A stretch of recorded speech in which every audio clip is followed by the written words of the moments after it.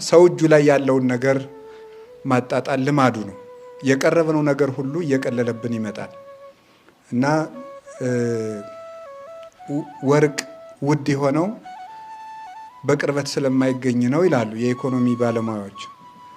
ውሃ ደግሞ የወርቅ ያህል የማይወደደው ቶሎ ቶሎ ስለሚገኝ ውሃን የሚያከብረው የለም እና የሀገራችን ሰዎችም እናቶቻችን ምን ይላሉ?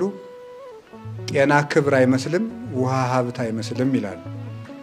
ጤና ክብር አይመስለውም ለሰው ልጅ። ከሰው መሀል ያቆመን ጤና ስላለን ነው። ባይኖረን ከሰው መሀል መዋል አንችልም ነበረ።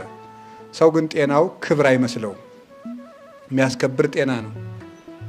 ያልሆነ ደዌ ሲገጥመን እንኳን ሌላ ሰው ይቀርና ቤተሰቦቻችን እንኳን እንዳያዩን የምንጸየፍበት ጊዜ አለ እና ጤና ክብር ነው፣ ውሃም ሀብት ነው።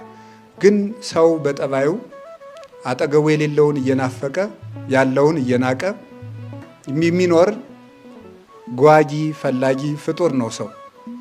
እጁ ላይ ያለ ነገር ምን ጊዜም ይቀልበታል። ሁሉም ነገር ስንደርስበት እየቀለለን ስናገኘው እየናቅነው እንኖራለን።